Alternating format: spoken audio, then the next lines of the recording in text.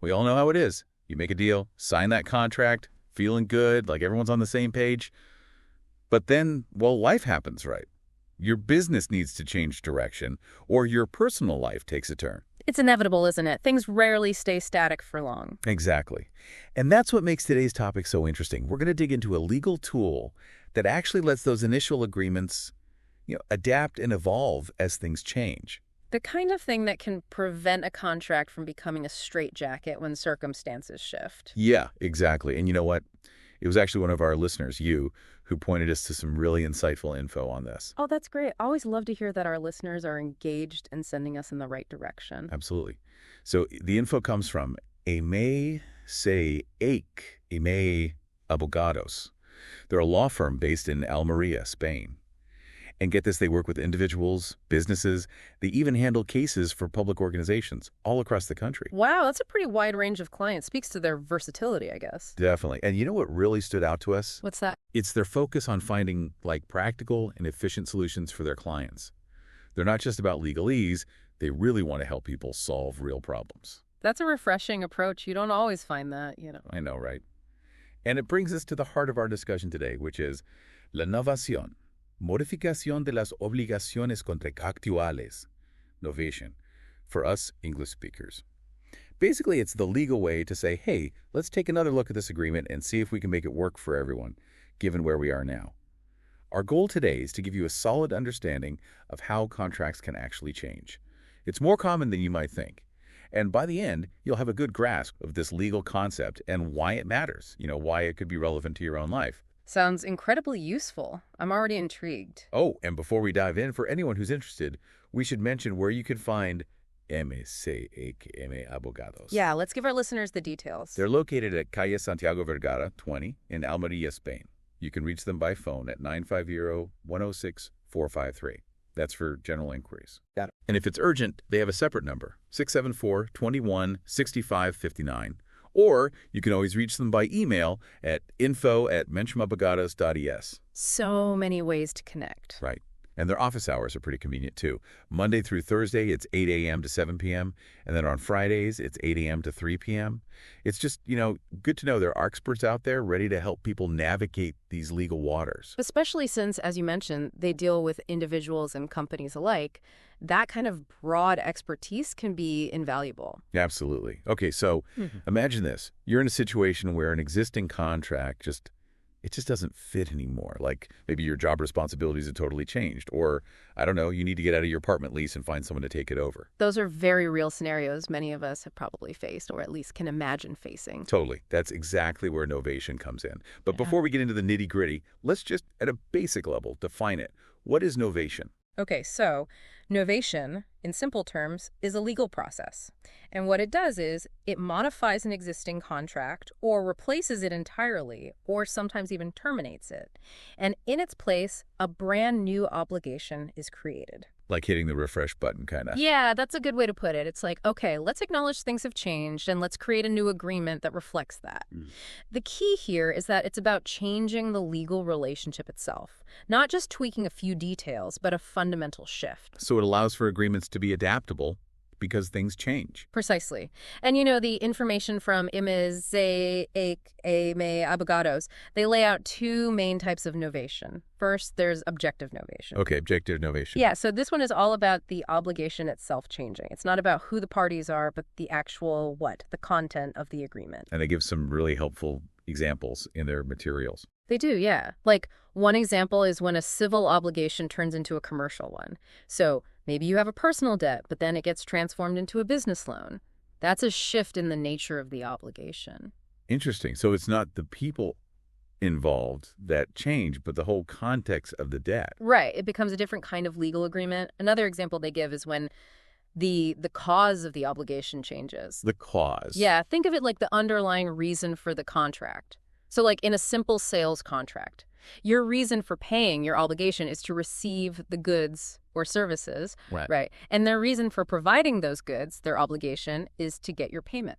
Makes sense. So it's like the fundamental why behind the whole thing. Exactly. And if that fundamental why shifts because of novation, that's a big deal legally. It's a whole new ballgame. Okay, following. They also talk about changes to the actual goods or services agreed upon. Oh, right. Yeah, that's another classic example. So imagine you're contracting for, say, a specific type of machine, a certain model. But then, through objective novation, you and the other party agree that you'll receive a different model, maybe a newer one. The core idea, getting the machine, might stay the same, but the specific model, the specifics of the obligation, have changed. So it's still about a machine, but the actual machine that's owed is different. Precisely. And legally, that difference matters. It creates different sets of rights and responsibilities for each party. Okay, so objective novation is all about the what of the agreement changing. Exactly. Now, the second type they describe is subjective novation. Ah, yes. Subjective novation. This one's a little different. Here, the focus is on a change in the subjects of the obligation. The subjects. Yeah, by subjects, we mean either the creditor, the one who is owed something, or the debtor, the one who owes something.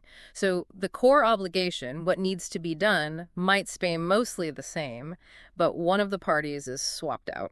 Like in that apartment lease example. Exactly. Like if you need to move out before your lease is up, but you find someone to take over and the landlord agrees, that's subjective novation. The what, the lease itself stays the same, but the who, the tenant, changes. Oh, yeah, and MCHM Abogados mentioned this is especially useful when one party can't, for whatever reason, fulfill their original obligations. It is. It provides a way to bring in someone new who can. It's like a lifeline in some situations. Totally. So to sum it up, objective novation is about the what changing, and subjective novation is about the who changing. You got it. Now, for any of this to actually work, legally speaking, I'm guessing there are some rules, right? Of course. You can't just go around changing contracts willy-nilly. Right. So what are the key requirements for novation to be valid? Okay, so MCHM Abogados are very clear on this. There are 3 essential requirements. Number 1, and this is probably the most obvious, you need mutual consent. Meaning everyone has to agree. Yep. Both parties from the original agreement have to clearly agree to the proposed changes. It can't be one-sided. It's got to be a joint decision. Makes sense. You can't just force a change on someone. Exactly. And to make sure everything's clear and above board, this agreement should be documented. In writing. Yep. Put it in writing. Get those signatures. That way you avoid misunderstandings and potential disputes later on. Always a good idea to have things in writing. Mm. So what's the second requirement? The second is you need a pre-existing obligation. You can't modify something that doesn't exist, right? So there has to be an original contract or legal agreement in place to begin with. That's it. It's the foundation for the novation, the before that allows for the after, so to speak. Got it. And the third requirement? The third requirement is that the novation has to result in a new valid obligation. It's not just about canceling the old contract, it's about replacing it with a new agreement. So even if some of the terms from the original contract carry over, the act of novation itself has to create something new. That's right. Okay, so we need everyone to agree, we need an original agreement to start with, and we need a brand new agreement as the outcome. Got it. Now, the source material goes into some pretty helpful examples of how this plays out in different types of contracts. It does, yeah. It's good to get specific. So let's start with labor contracts. How does novation apply in the workplace? Well, think about it like this. In a job, sometimes your role changes, you take on new responsibilities, maybe you get a raise, and it's significant. So if those changes are big enough, like a whole new set of duties and a big jump in salary, that could actually be objective novation. Because the fundamental obligations of your job have changed. It's not just a little tweak, it's a whole new agreement. Wow, I never thought of it like that. So it's not just an amendment to the existing contract, it's actually a whole new contract. Potentially, yeah. And the same logic applies in other situations, too. Okay, so how about lease agreements? We talked a bit about tenant swap, but what are some other ways novation can come up with rentals? Sure. So one example would be adjusting the rent amount. That's objective novation, right? Because the tenant's financial obligation changes. Or let's say the lease initially said no pets, but then through novation, pets are allowed. That's objective novation too, because a core condition of the agreement is modified. So it's about making sure the lease reflects the current reality of the rental situation. Yeah. Whether that's the rent amount, the rules of the property, or who's actually living there. Right. Okay, let's switch gears and talk about loans. How does novation work with loan agreements? Well, in the world of lending and borrowing, novation can be super important, especially when someone's having trouble making their payments. So let's say a borrower is struggling to keep up.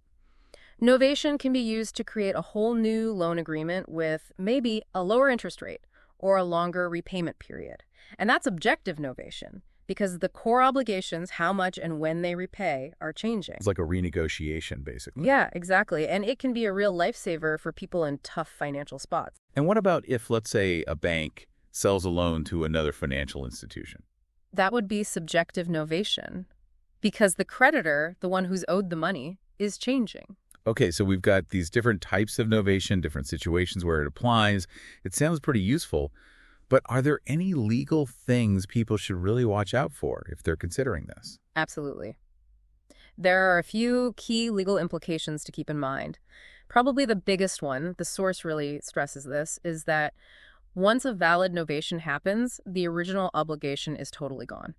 Kaput. Like it never existed. Pretty much, yeah. It's legally terminated. You can't enforce it anymore. Wow, that's a clean break. It is. So, if there were any disputes or issues related to that old contract, they'd have to be sorted out separately before the novation happens. So it's not just a change going forward. It's like erasing the old agreement. You got it. And that's why the second implication is so important. Documentation. You absolutely need to properly document the new agreement because that old contract is gone, so you need a clear, legally sound record of the new terms, and everyone involved has to explicitly consent in writing. Got it.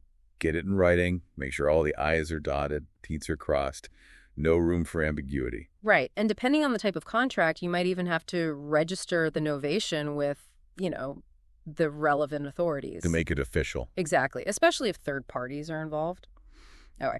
And the third thing to watch out for is guarantees. Guarantees. Yeah, like if you had a loan and someone co-signed for you, they guaranteed it, or if a property was used as collateral. Well, when that loan agreement gets novated, those guarantees, they don't automatically transfer to the new agreement. So someone who agreed to back you on the original terms might not be willing to back you on the new term. Exactly. So you got to make sure everyone involved in the original guarantees is also on board with the new agreement. It can get complicated. Yeah, sounds like it's definitely worth getting some legal advice. Oh, absolutely. Especially if you're dealing with anything complex, having a lawyer guide you through the process is essential. As we've been talking, I've been thinking about how relevant this concept of novation can be for anyone really, whether it's changes at work, your rental agreement, a loan, whatever. It applies to so many areas of life. It does. And understanding it can really empower people to, to navigate those situations better, to feel more in control. I agree. It's about knowing your options, like realizing that a contract doesn't have to be set in stone. There's a way to adapt it if things change. Totally. So let's do a quick recap of what we've learned about novation. At its core, it's the legal way to change an existing contract, either by modifying it, replacing it, or ending it and creating a new one. Right. And we talked about those two main types: objective novation, where the actual obligations change, and subjective novation, where one of the parties involved changes. It's helpful to keep those straight. Definitely. And then there's those three essential requirements. We need everyone to agree to the changes. There has to be an original contract to work with.